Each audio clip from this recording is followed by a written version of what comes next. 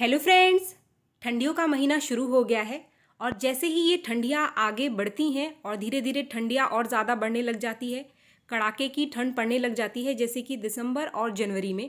तो जो तुलसी का पौधा है हमारा, इसकी जो पत्तियां हैं वो पीली पड़कर सूख कर गिरने लग जाती हैं।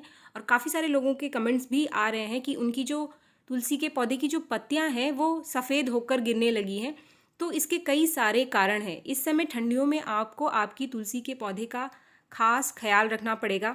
इसकी पूरी जानकारी मैं आपको इस वीडियो में देने वाली हूँ।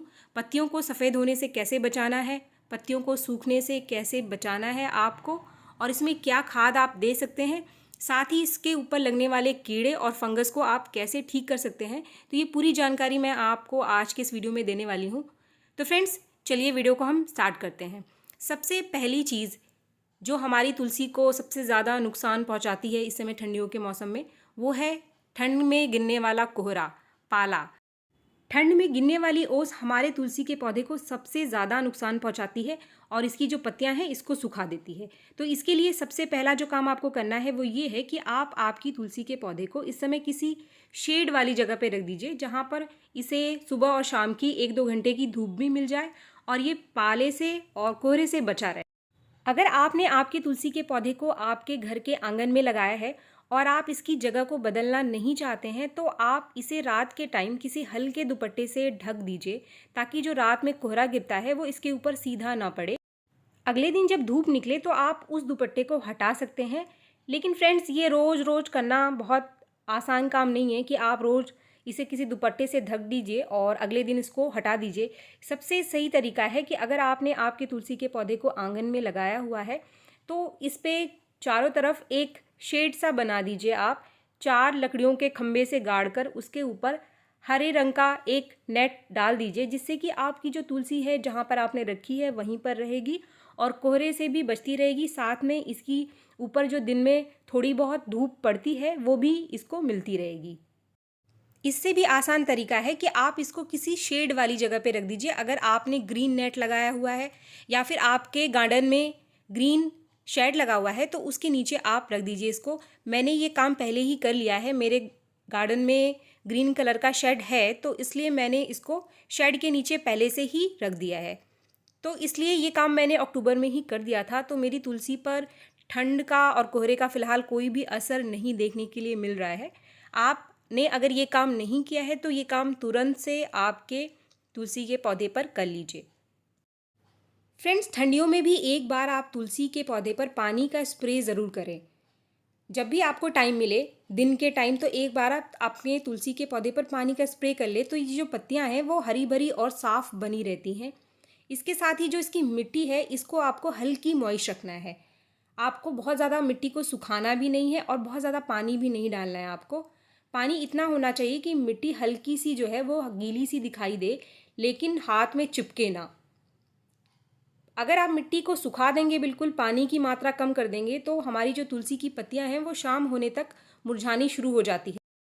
तो फ्रेंड्स, पानी का ध्यान आपको विशेष रूप से आपकी तुलसी के पौधे पर इस समय ठंडियों के टाइम रखना है। चाहे किसी भी वैरायटी का तुलसी का पौधा है, आपको सबकी देखभाल आपको एक तरीके से ही करनी है। जैसा कि आप देख रहे हैं, ये 2 तरह की तुलसी है मेरे पास। एक है राम तुलसी, ये जो आपको हल्के हरे रंग की दिखाई दे रही है, ये है राम तुलसी।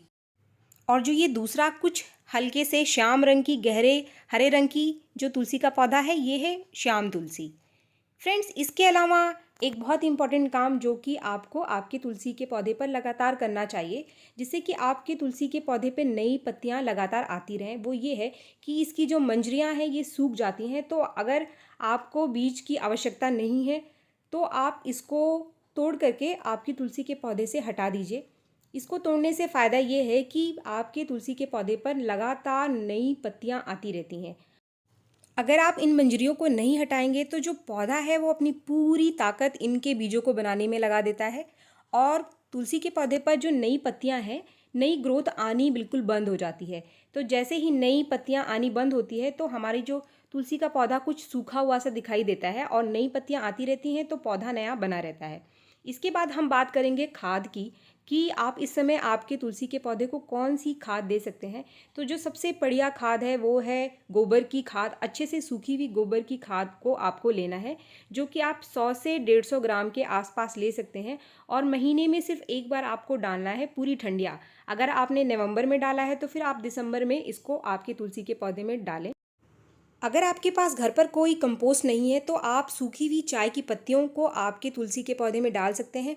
ये वो सूखी हुई चाय की पत्तियां हैं जो चाय की छन्नी में बच जाती है। तो आप इसको पहले अच्छे से धोकर सुखा लीजिए। कम से कम आप 4-5 पानी से इसको अच्छे से धो लीजिए और 2-3 दिन अच्छे से धूप में सुखा लीजिए। ये जो वीडियो में दिखाई दे रही है आपको, ये अच्छे से सूखी हुई है। इसके बाद आप 3 से 5 चम्मच 10 दिन में एक बार आपके तुलसी के पौधे में डाल दीजिए। इन दोनों ही चीज़ों में जो काव डंग मैन्योर है, गोबर की खाद है, और ये जो सूखी हुई चाय की पत्ती है, इन दोनों में ही नाइट्रोजन की बहुत अच्छी मात्रा होती है। तो प्रॉपर नाइट्रोजन हमारे पौधे को मिलने से इसमें नई नई पत्तियां निकल कर आती रहती हैं, और चाहे कोई भी कंडीशन हो तो हमारा जो तुलसी का पौधा है वो हरा भरा बना रहता है। फ्रेंड्स, इसके बाद एक समस्या जो आजकल लोगों को तुलसी के पौधे में देखने के लिए मिलती है वो ये है कि पत्तियां सूख कर गिरने लग जाती हैं, और पत्तियां जो है वो सफ़ेद होकर सूख कर गिरने लग जाती हैं। तो अगर आपके तुलसी के पौधे की पत्तियां सफ़ेद हो रही हैं तो इसका मतलब है कि आपके तुलसी के पौधे पर फंगस लग रहा है। तो फंगस से बचाने के लिए एक बहुत ही आसान सा सॉल्यूशन है आपके पास, जो कि आपके घर के किचन में ही मौजूद है। वो है खाने का सोडा, मीठा सोडा, जिसे हम बेकिंग सोडा भी कहते हैं। बेकिंग सोडा आपको 1/4 चम्मच लेना है। 1/4 चम्मच बेकिंग सोडा आप लगभग 1 से 1.5 लीटर पानी में घोल लीजिए, और इसको पानी में अच्छे से घोलने के बाद इसको आपको आपके तुलसी के पौधे पर अच्छे से स्प्रे करना है। इसका स्प्रे आप लगातार 2 दिन आपके तुलसी के पौधे में करें अगर आपको तुलसी के पौधे में ये समस्या दिखाई दे रही है। इसको आपको अच्छे से स्प्रे करना है। जो नीचे की पत्तियां हैं, नीचे ये समस्या ज़्यादा देखने के लिए मिलती है क्योंकि अच्छे से धूप इसको मिल नहीं पाती है, और पत्तियों पर फंगस लग जाता है और चींटियां भी लग जाती हैं, कुछ कीड़े भी आकर लग जाते हैं। तो ये सारी समस्या से आपके तुलसी के पौधे को बचा लेगा। ये चींटियों को भी दूर रखेगा और जो कीड़े लग रहे हैं उनको भी आपके तुलसी के पौधे से हटा कर रखेगा। इसका स्प्रे आप 10 से 15 दिन में एक बार कर सकते हैं, लेकिन अगर ये समस्या बनी हुई है तो आप लगातार 2-3 दिन पहले आप इसका स्प्रे कर दीजिए आपकी तुलसी के पौधे से।